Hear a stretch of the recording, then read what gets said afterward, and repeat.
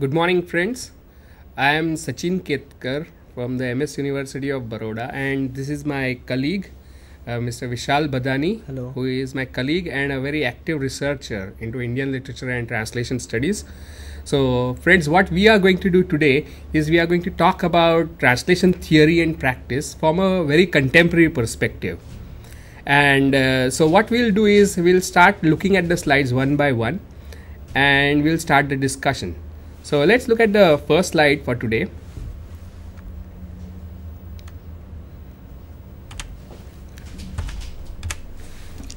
Yeah, so the intention of today's presentation is to distinguish between A, the study of translation and the practice of translating, and B, the traditional or conventional thinking about translation and the contemporary translation studies. Yeah.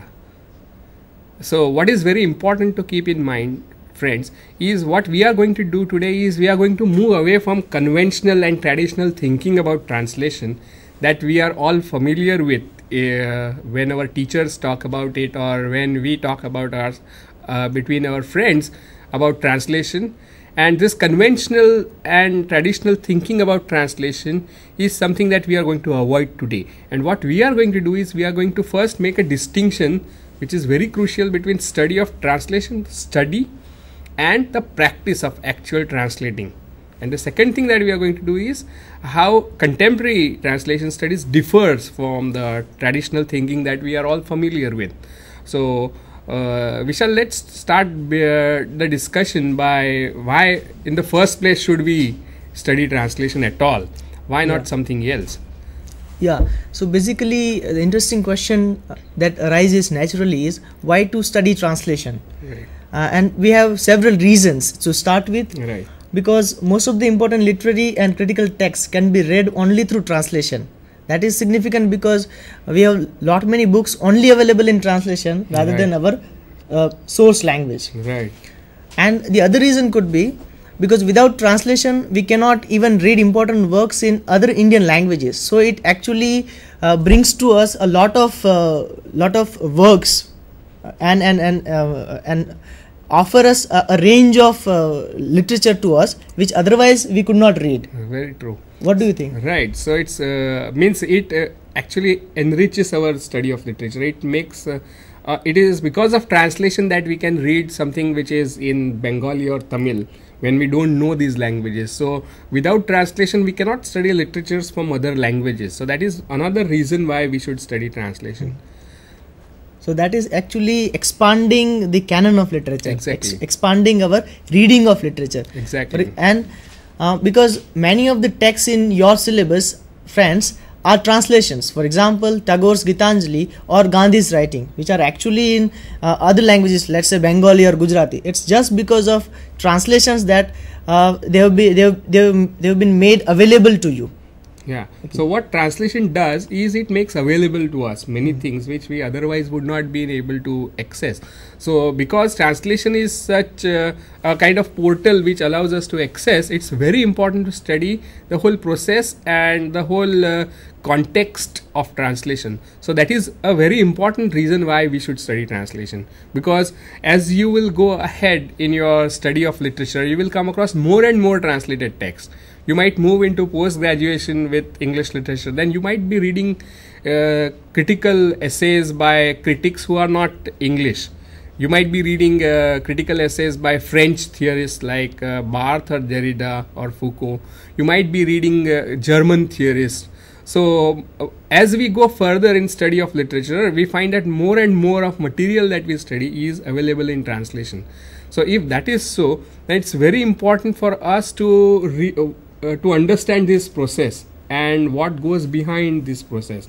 And because our material is in translation, it's important for us to understand what translation is or how it happens. Exactly. So that's the reason, I feel, one of the very important reasons why we should study translations. Let's look at the next slide. Yeah. Because India is multilingual country and translation is important part of our cultural life, and that is very significant because in India at least we are bilingual, if not multilingual. Right. So that actually helps us in leading our cultural life further along with translation. Right. So most of our students, if you know, they know at least 3 languages, or means students are familiar with English, though they might not be very comfortable with it, but they know some English. Then Hindi is a very common language because Hindi films and television serials are so very popular. Definitely. And plus the first language, which people call mother tongue, is something that we all of us know. So at least 3 languages we live with. And when we are living with 3 languages minimum, translation is very important process by which we shuttle or we toggle between languages. Means it might happen that you might watch a television serial in Hindi, but you understand it in Gujarati. Yes. Or you might read a book in English, but your understanding is in Gujarati. So what happens is translation is something that we are used to doing naturally. It comes natural to us. We are always already in translation. So that is one reason why we should understand translation, and we should study translation in detail. In that sense, it is not something new to us. We have been practicing translation. Right. Yes. And on day-to-day basis, we are translating. So we are speaking in English, and our students might be listening to it in Gujarati. Exactly. So the process of translation is always going on. So it's a process that we should understand because we are doing it all the time. So that is one reason, as Indians, one very important reasons why we should study translation. Yes. Another reason is because translations have played extremely important roles in our social and cultural history. Because if you look at social and our cultural history of, let's say, Gujarat or India, it has always played a very vital role in the sense of development of a culture, enrichment of a culture, and the whole idea of importing and exporting ideas. Yeah. So that in that sense, we have been enriched by translation. Exactly. And translations have impacted history and society. And we will be looking at Gandhiji's translation of John Ruskin's Unto This Last in the course of our today's discussion. And Gandhiji translated this book in, I think, 1906 or so, and called it Sarvodaya. And this is one of the most important books in cultural life of Gujarat as well as the nation, because it has played such an important role in nationalist struggle. Other example which comes to my mind is Savarkar's translation of Mazzini's biography, and it was banned by the Britishers because Britishers had kept a penalty that we will cut off the tongue of a person who reads that book. Oh. So translations have impacted society, and translation have been very important in social life. So that's another reason why we should study translation. Yes. So given all these very important reasons, I think study of translation becomes very important to us as Indians and as students of culture and literature. True. So let's see what the next slide says. Yeah. Yeah. Just as the objective of literary studies is to enhance and increase the knowledge of various aspects of literature, like what is relationship between literature and society or history, for instance, the purpose of translation studies is to enhance and increase the knowledge of various aspects of translation itself, like what is relationship between translation and society or history. So we are looking at translation from a disciplinary point of view rather than a process of translation. Exactly. So friends, you might have realized by now that we are not really looking into questions like how to translate a particular sentence or particular idiom into English, how to translate something effectively. We are not asking questions like, say for example, what is a good translation, or is translation possible at all. So these are some of the questions that we are not looking into. But the questions that we are addressing today are questions like, what is relationship between translation and history, translation and society. Now these are the questions which are similar to the questions that we ask in literature. For example, when you study literary history, students of BA with English know very well the history of English literature as it begins from Renaissance onwards. So we are interested in questions of history, questions of culture, questions of politics while we look at literature. So similarly, study of translation need not confine itself to study of how to translate X or how to translate Y or what is a good translator. right? So instead of that, we are looking at very big questions, and that is what is the thrust area of contemporary translation studies, and that is what makes it more interesting in my view. An interesting example that comes to my mind right now is when we look at the colonial past, our colonial past. When Britishers came, they first translated and they first prepared dictionaries from English to regional languages. Exactly. Considering the Christianary, the missionary activities and all that. And that affected the entire history of our nation. In the sense, they have translated so many scriptures into English first, and then they understood our culture. So in that sense, translation, we need to understand what is the relationship between translation and history. Right.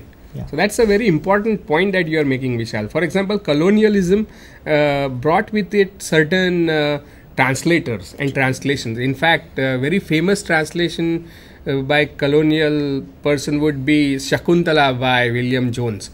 And it actually created an image of India in the mind of Westerners.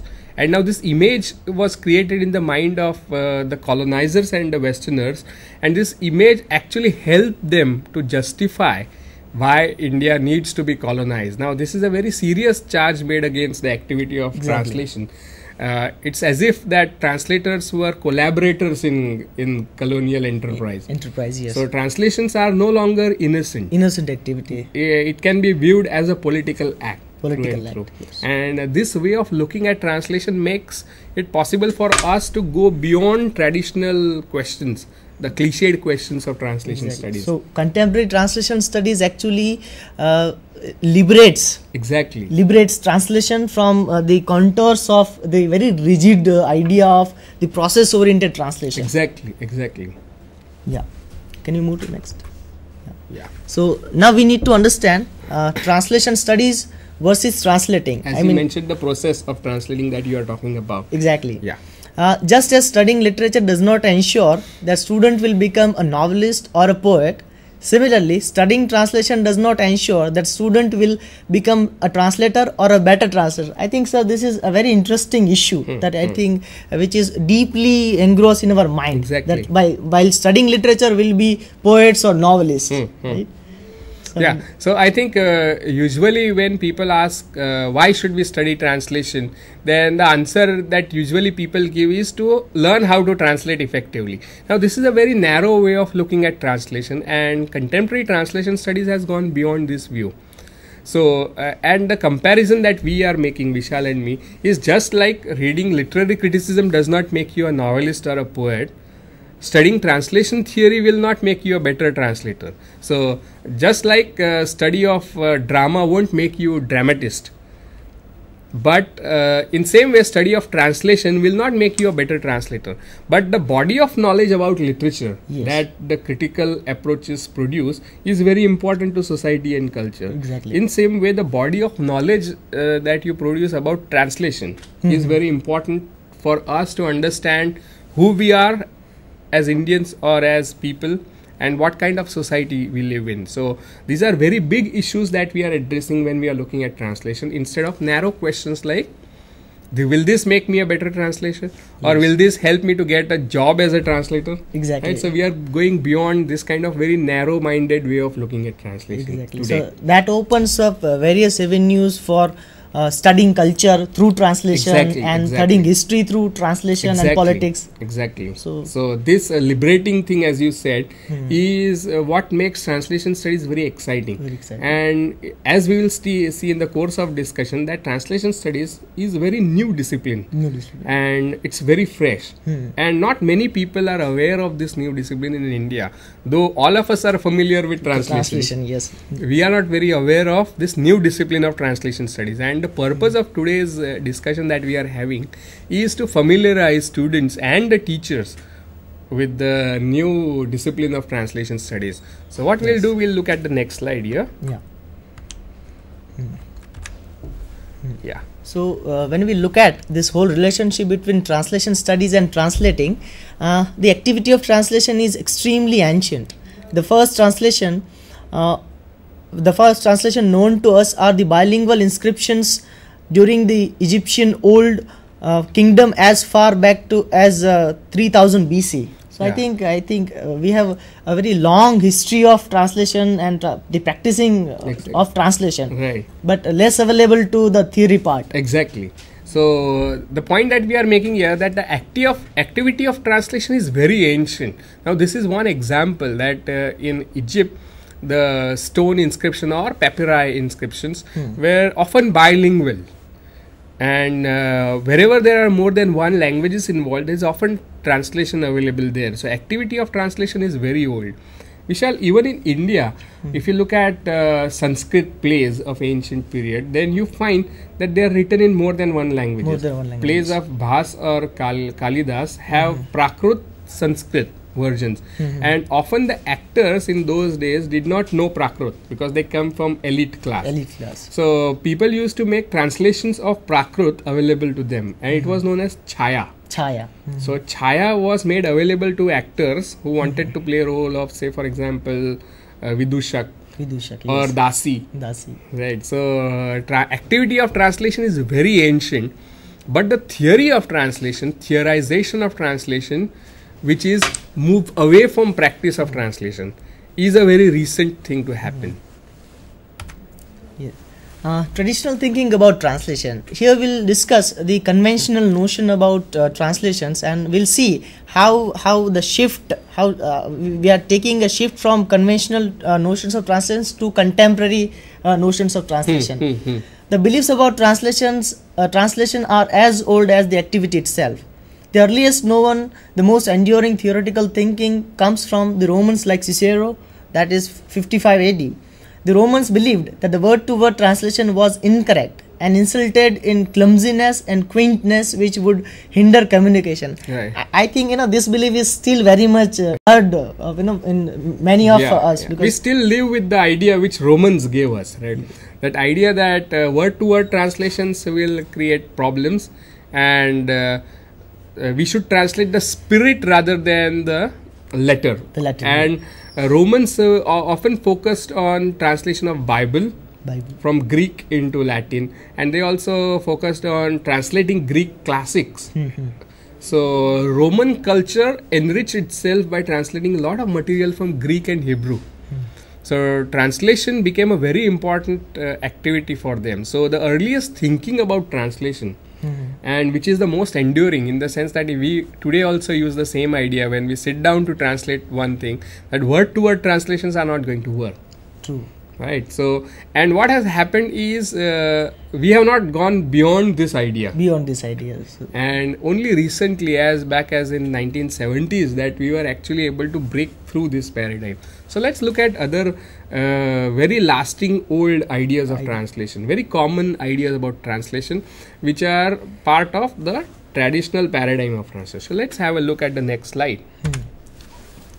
Yeah, you might have heard various ideas about translations, like poetry is what is lost in translation, and that is famous quote, famous belief that Robert Frost has given to us. Or translation is like woman: if she is beautiful, she is not faithful, or if she is faithful, she is not beautiful. I think we need a bit of discussion here, because that's very narrow and very rigid understanding of translation. In fact, Michelle, we'll look at what feminists have to say about this idea towards the end of it.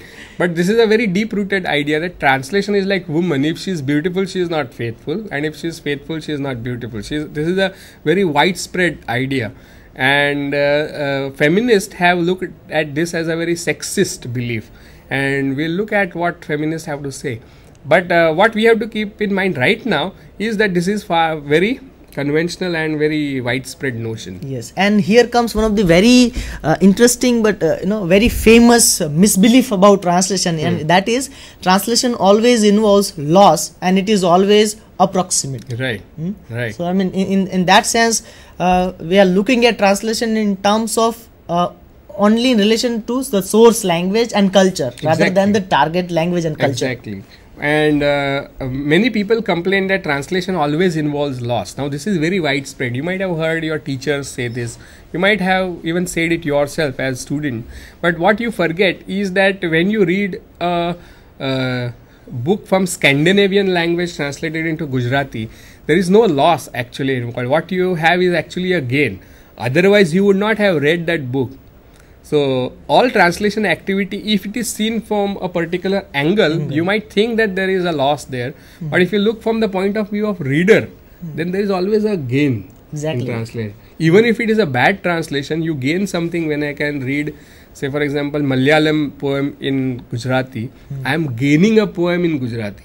It's no loss. So, but widespread belief is translation always involves a loss. Exactly. I think one of the possible reasons of this kind of misbelief is the habit of value judgment. Right. But there is so much of value judgment involved that we straight away jump to conclusion, being the speaker of that source language, that this is not a proper translation. This is just an approximate version. Okay. So this narrow understanding should be removed, or I think contemporary translation theories helps us. No? Right. They help us in enriching, or actually it helps us to go beyond this. Exactly. That translation is always about loss and approximation. It helps us to go beyond, because it helps us to look at translation from other angles. Right. So that is what we are keeping in mind. So let's look at some other beliefs. And people may say that never translate word for word or never translate literally. Translation should be faithful to the spirit rather than the letter of the original. That just what we discussed. And this conventional thinking about translation is older than Roman thinkers like Cicero or Horace. I think so. We actually we should translate that time. We should come out of that time framework and at least be modern in that sense. Exactly. So what we are discussing today is modern translation theory as against traditional one. And the ideas of Horace and Cicero are very influential in Bible translating. Now Bible translating was a big industry in the West. Exactly. Because Christianity is spread by translation. That is something that you have to keep in mind, that you cannot spread Christianity without translating. So translating is something which is fundamental to the promotion of Christianity. Yes. And that's why people have spent a lot of time thinking about translation in the West, because you cannot actually convert people into Christianity without converting Bible into that language. So you cannot convert people of particular community until you convert your own English Bible into the Bible of that language. Exactly. So I mean, here comes a very interesting area for research also. The role of translation into these missionary activities. For example, recently we came through this Bible's translation into tribal languages. Right. I think that's very interesting. Very interesting. Means a good amount of work has been done, and some of the theorists, linguists like Eugene Nida, have done great amount of work on Bible translation. So this is a very exciting area of research. But what we are discussing now is many of our ideas about translation have come from this conventional practice oriented view of translation. Exactly. So let's look at let's go further in our discussion. Let us compare this traditional paradigm with the new one. The traditional thinking about translation is invariably dualistic, normative and hierarchic. That is to say, it invariably compares the translation with original, and it invariably sees the translation as inferior and secondary to the original. And that is something serious to be discussed here, because we need to look at this hierarchy relationship. Exactly. Because almost we say that translation is always secondary, informer, less, or it is twice removed from the original. Right. Okay. Right. So this hierarchy between original and translation is similar to caste system in India, where the original is something like Brahman and translation is something like Shudra. Exactly. So this hierarchic thinking about translation is one of the most important features of traditional thinking about translation. So whenever you come across, say for example, translation of Uma Shankar Joshi's poem into English, then you invariably compare it with the original and see that translation mein ye nahi aaya. Right? This is missing. And that's why it's inferior.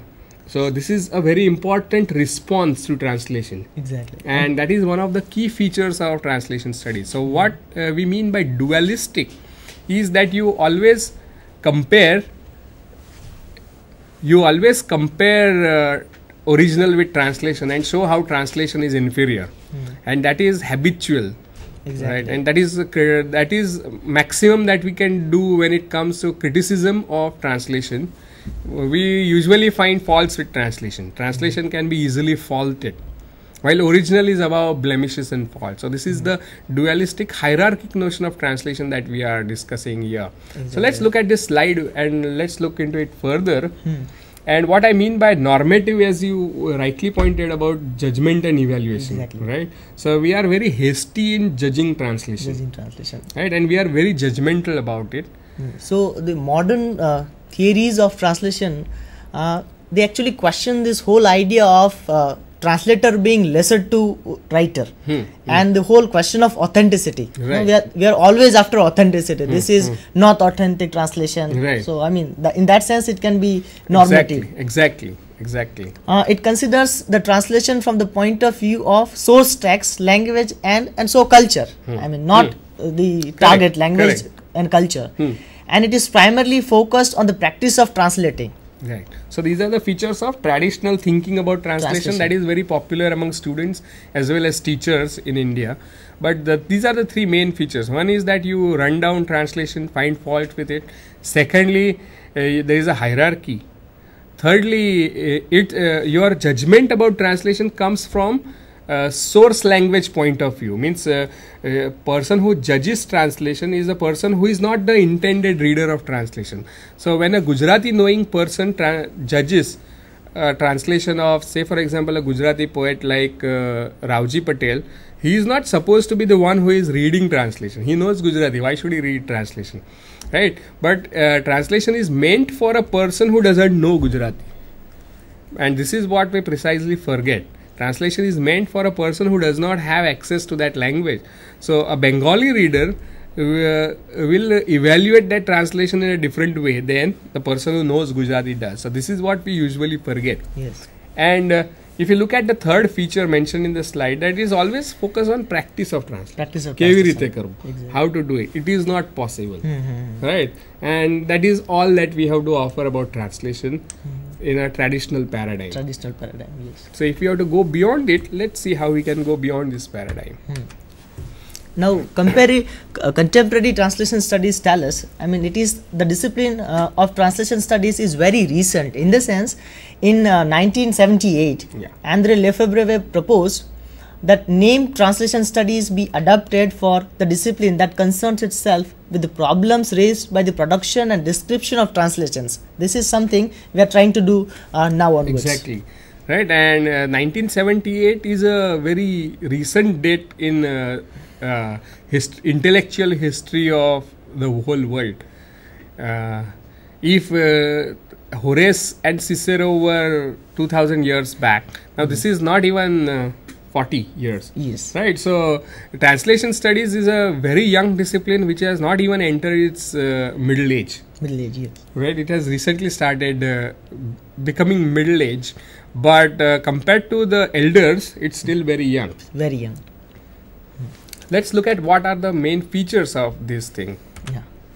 Until then, most of the thinking about translation was focused on the practice of translating, like what is the best way to translate, what is a good translation, is translation possible. So this is the shift from these conventional notions. Exactly. Yeah. The theoretical preoccupation with larger questions like what is relationship between translation and society, what role does translation play in literary history, how does dominant ideological outlook of the society and the translation affect translation activity, and how does translation affect ideological currents in the society, are fairly recent. Right, these questions are very recent. And what do you mean by dominant outlook of society and translator? One good example would be Edward Fitzgerald's translation of Rubaiyat of Omar Khayyam. And the translation was done in quatrains, English quatrains, and it became immensely popular that all of us today think that Omar Khayyam is Fitzgerald's Omar Khayyam. But Fitzgerald was a Victorian translator and he was living at the height of imperialism, and his outlook to the translation and to Omar Khayyam was that I am going to improve Omar Khayyam. And there are certain things which are worth censoring in Omar Khayyam, and I am going to convert it into Victorian text. So what he did was he made Omar Khayyam a Persian poet into English Victorian poet, Yes. like Arnold or like Tennyson. Tennyson. Right. So what he was doing, he was actually converting and transforming an older poet with a very different civilizational background, like Umar Yes. Khayyam, into a British middle class and pro-imperialistic Exactly. writer. So that is what we mean when we say that dominant ideology affects translation. But the translations were so popular that even today in India we feel that we are reading Umar Khayyam while we are in fact reading a Victorian poet named Fitzgerald. Fitzgerald, yes. And one of the interesting questions that comes to my mind right now is that what is the relationship between translated literature and the existing literature? I mean the canon. Right. For example, earlier if you see literature of syllabus of Gujarati literature BA, you may not find many Western texts. Okay. But now, they have started including those texts into translation. Right. So that is one of the functions that it actually modifies the existing canon. Exactly. It opens up the canon. That's a very important view, Vishal, because we are used to thinking about literature in a canonical way. While in actuality it doesn't happen. For example, you mentioned Gujarati and I am reminded of Vibrancy Khandekar.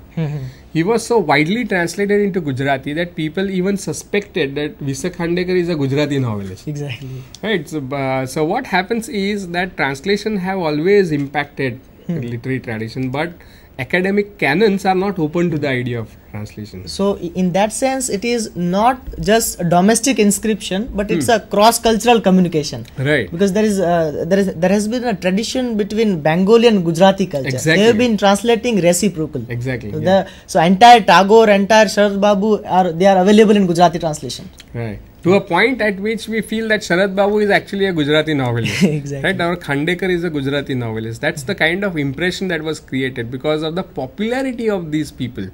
In fact, Sharad Chandra was translated into almost all major languages of India without help of Sahitya Academy. Yeah. Right. So that's the popularity of the novelist. And as students of translations, we are interested in these kind of questions today.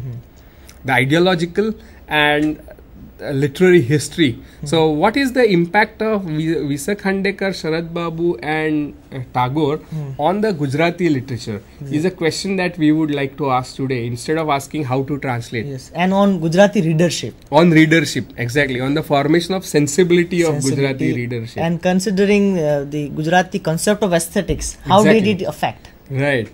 Exactly. So we are asking a different set of questions to translation. And these set of questions are fairly recent is the point that we are making in this slide. Another question, I mean the other side of the coin is how translation is affected by ideological frameworks. Exactly. For example, there are so many translations available of Gandhi's writing. So I think who translate becomes a very crucial question. Very, very true. For example, Mahadev Bhai translated many of Gandhiji's work. What would happen if an American person or a Britisher translated Gandhiji? So what sort of translation would that be? Exactly. Is a question that we can ask ourselves. What if a German translator translated from Gujarati?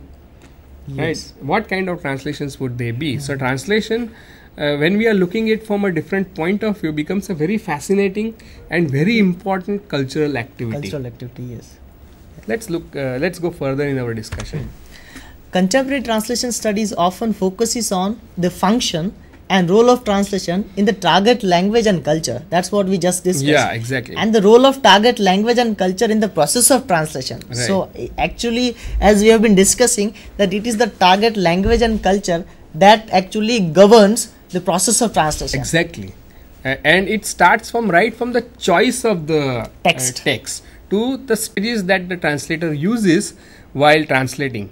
So how does a translator translate, or which book he or she translates, and why the translator translates are the questions which are cultural in their origin, and they are ideological questions. So translation is no longer just a literary activity or a library activity sitting with a dictionary, but it's also an ideological and political activity. And we are discussing Gandhiji's Sarvodaya, and Sarvodaya was translated at the moment of nationalist struggle rising in India, And John Ruskin's criticism of Western capitalism was something that appealed to Gandhiji so much that he used it as part of his own struggle for freedom in India.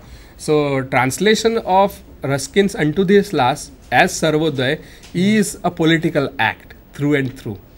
And not just that, it has got a great impact on Indian society.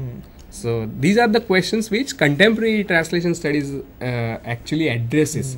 One of the issues regarding the choice of the text, how it becomes political, is, for example, why all the novels and all the books, prize winner books, they are easily translated. Exactly. In the sense, they are fastly translated. So you have all books getting Nobel Prize win or Booker Prize. You know, they are getting translated just because of this whole idea of popularity. Right. There are so many books which are better than those prize winning books, but they don't get translated. Very important point, Vishal. Means commercial aspect is also extremely important in study of translation. It's not just political, as we discussed in Gandhiji. Yes. For example, Booker Prize winners or Nobel Prize winners are immediately translated because of the commercial value, because these people have already got popularity.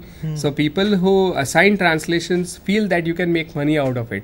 So commercial reasons are also extremely important forces which govern translation. Exactly. So translation is not just something that you sit down and do with a dictionary, but there are many calculations and lot of agendas behind translation. And these are the agendas that contemporary translation studies is interested in. Exactly. For example, I'm reminded of this whole idea of how Nobel Prize winner writers and how Booker Prize winner writers, they find spaces in the front pages of literary magazines. Let's say Gujarati magazines are full of such quotations. That is how their sensibility and the aesthetics of Gujarati criticism is defined or actually affected by the Western models of aesthetics and poetics. Right, and even commerce goes hand in hand with commerce that. Goes hand. That is this complex relationship between ideological in the sense of political and in the sense of commercial, and how it mixes with literary is something very fascinating, and it becomes very open in translation. Something that goes on in hiding. The agendas which usually in study of literature are hidden. Comes out in forefront in translation. And for example, you have mentioned how Booker Prize winners, even look at pulp fiction and popular fiction, and you might think of Paulo Coelho's Alchemist being translated because it has got commercial value, because it's popular in English, it's available on streets in a pirated version. People are eager to translate it into Gujarati. And actually the popularity of Paulo Coelho affected translated in the sense there was already a translation available as entitled as Kimiagaro. But as the novel got so much of popularity, somebody again translated it into as Alchemist. As Alchemist, right. Yes.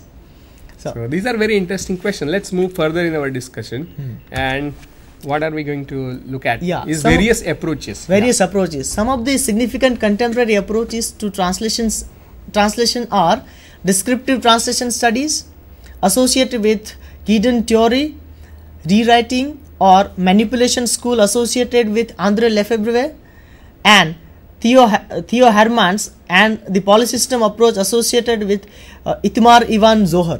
Right, so I think these are important theorists and approaches which have evolved after 70s, and that is what makes them important. It is only after 1970s that these approaches became very popular and became very increasingly important to the study of translation. And you have mentioned DTS or descriptive translation studies here with Gideon Terry. Now Gideon Terry is a very important theorist for today, and what he studies is what people call translation, not what is translation. And so he is also interested in questions like pseudo translations. Pseudo translations are those books which are sold as they are translated, as if they are translations, but they are not. Means for example, I might publish a book saying that this is collection of Scandinavian short stories, but they are written by me, the author is fictional, and in order to sell my book and get popularity, what I do is I invent an author who doesn't exist. So these kind of translations are called pseudo translations. And pseudo translations also tell us a lot about our culture and literary politics. So this is a very fascinating way of looking at it. And what you mentioned about canon is reflected in Manipulation School by André Lefebvre and Theo Hermans. The translation is a form of manipulation of literary fame. Exactly. That's the title of the book by Lefebvre, Translation and Manipulation of Literary Fame. So how translation play a role in manipulating literary fame is what people are interested in. So let's move further. Yes. Many contemporary approaches like the post-colonial approach to translation and cultural studies approach to translation see translation as an ideological activity involving politics of representation, which can only be understood in its social, cultural and historical context. Right. So what we can see right now in today's contemporary translation theory is that the focus is on the context of translation. Yes. Right, the context rather than the process of translation. So, and how context actually shapes, determines the process and the strategies. So how you will translate depends on the context in which you are translating. Exactly. What is the intention behind translation? Right. So if somebody asks me how to translate this, the answer would be, why do you want to translate it? Exactly. Right. That will give you how. Yes. Why will give you how. So translation studies today is interested in whys and how they have shaped the hows of translation. So that is what it means. Let's move further. And here there is mention of post-colonial approach to translation studies. And what we mean by post-colonial is a branch of study which is interested in the questions of colonial history and its impact on colonized history. Exactly. Right, that is what post-colonial studies often does. And as you rightly mentioned about role of translations. And translations have played a very important role during colonial period, as well as it has played a role in fighting against colonialism, as Gandhiji's Sarvodaya does. So that's the irony. Means John Ruskin is a British writer, and Gandhiji is translating John Ruskin to fight against the British. So right? That's a very political act, very ironical, and lot of contradictions in the whole involved in that. So that makes post-colonial approach very fascinating. Exactly. So let's move further in this debate. The rejection of the idea that translation is secondary or inferior to original, and the assumption that translation can be understood only in its cultural and historical context are central to contemporary translation studies. Okay, so we are actually moving from prescriptive translation studies to descriptive. Exactly. In that sense. Right. And one idea comes to my mind is the idea of Ramayana that Vishal we were discussing some time back. And there are multiple Ramayans at work. And we have Tulsidas Ramayana. Ramcharitmanas, and if you look at it, then it is actually not a translation of Valmiki Ramayana, but it is something which is rewritten, retelling of the Rama story. So rewriting, retelling of things have their own context. Exactly. And what Tulsidas is doing, that he is addressing society of his time, not the society of Valmiki's time, and he has that society in mind when he writes Ramcharitmanas. And his knowledge of contemporary society and his own agenda of improving or freeing his own society is at the back of his adaptation, rewriting or retelling of the Ramayana story. So here the context becomes very crucial and very problematic also. Right. And another issue that comes to my mind right now is contemporary translation studies. It has changed the existing vocabulary of discussing about translation. Exactly. For example, earlier we used to discuss in terms of source language, target language, encoding, decoding. Right. Now this retelling, rewriting, they are the new register, the entirely new register of. Exactly. So that is, I think, vocabulary and terminology of contemporary translation studies. And this shift in vocabulary indicates shift in perspective on translation. Yes. Yeah, you are very right in this. So let's move further in our discussion. Point that is to be kept in mind, that's what are the central things in contemporary translation studies. The idea that translation is not inferior. In fact, Valmiki's Ramcharitmanas is not an inferior version of Tulsidas Ramcharitmanas is not an inferior version of Valmiki's Ramayana. But co-version. But a co-version, a parallel version, and a retelling. Retelling. Right. We have Gujarati translation of Ramayana, which you might is not exactly a translation but a retelling. We have tribal versions of Ramayana. We have women's Ramayana. And even South, I've read somewhere there's Muslim Ramayana also. So these are retelling and not inferior in any context. Exactly. These are re-narrations, and they have their importance in their context. And these are the questions that contemporary translation studies is interested in. So let's move further. Contemporary translation studies also provide an interesting critical perspective on translation. For example, Mahashweta Sen Gupta points out how in Gitanjali, Rabindranath Tagore took immense liberties with his own Bengali originals to suit the English sensibility. He modified, omitted and rewrote his poems to cater to his Victorian audience. Right. So when Tagore is translating his own versions, and because it's his own works, he takes a lot of liberties with them, and what he is doing, Mahashweta Sen Gupta points out that it has an agenda at the back. Exactly. Right. He is not doing just because of his creative freedom, but he has an agenda, and the agenda is that what he is translating has to appeal to the Victorian audience, the audience of his time. So his translation look very Victorian. So he is keeping in mind what effect it will create to the audience. So he has an agenda and a purpose of making his own works actually cater to the audience out there in the West. So he is playing to the gallery in some way when he is translating or rewriting Gitanjali. And that's a very fascinating way of looking at it. And this kind of way of looking at it is, I think, a move ahead from the traditional questions of translation, like how to translate or whether translation is possible or not. So we have gone beyond these questions. So Tagore, the entire act of Tagore cannot be considered innocent. Exactly. So commercial and political issues and agendas, hidden or explicitly stated or hidden agendas, are always governing translation activity, as they govern most of our cultural activities. So that is what we have to keep in mind. It examines fascinating cultural phenomenon like pseudo translation or reverse translation, and here is a very wonderful example. So would you like to?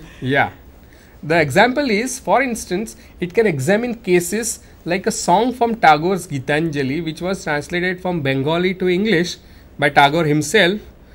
Then Pablo Neruda liked it so much that he translated it and made it into one of the poems of his very famous book called 20 Poems of Love and Despair, 20 Songs of Love and Despair, his earliest collection. So this poem becomes a part of Pablo Neruda's collection of poems.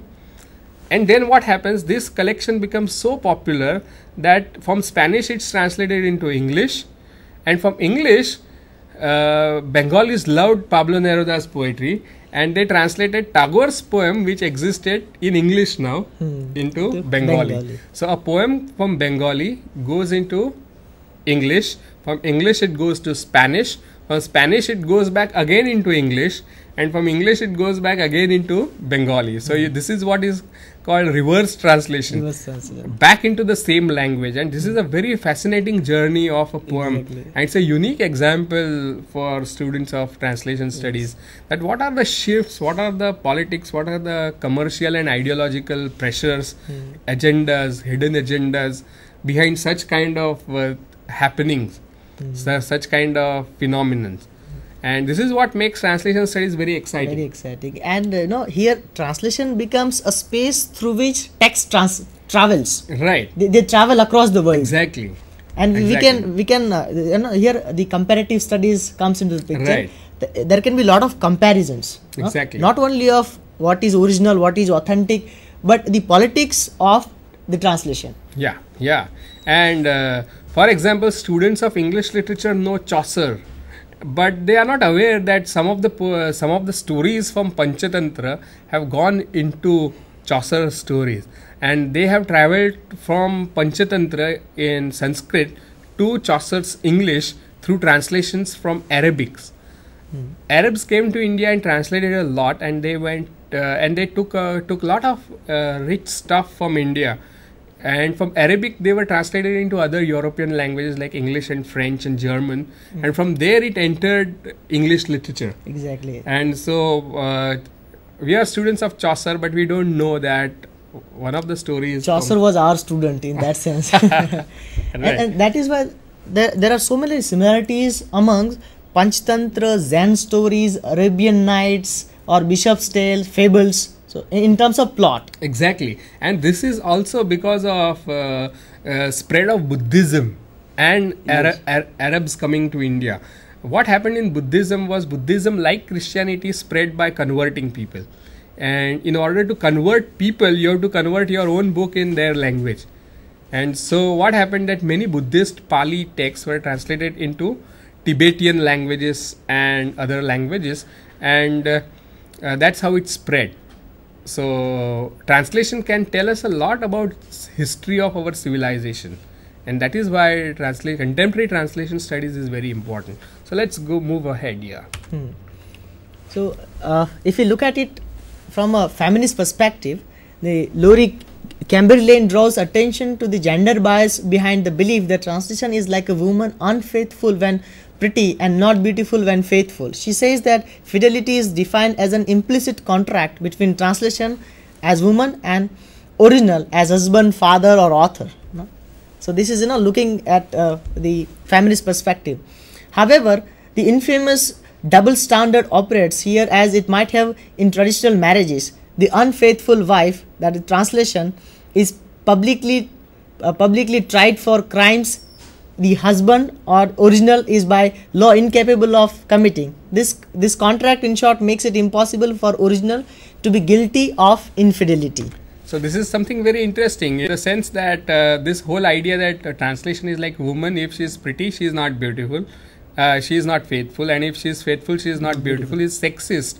And this kind of bias is similarly found in patriarchal society, where woman is always tried for her crimes and her infidelity, and husband or men are never considered to be criminals, and they are never tried in the court of law, and they are of the society. So society never looks down upon men, but society is always eager to blame women for infidelity, and something similar is happening to translation. So this is a fascinating way. Very good analogy. Yes. So I think we are running short of time today, and all this I think might have helped you to look at translation in a new perspective. And the whole intention of today's discussion was to show you a shift that has occurred in translation studies, and how we think about translation, how we look at translation. So our intention here was to familiarize you with the newer perspectives on translation studies.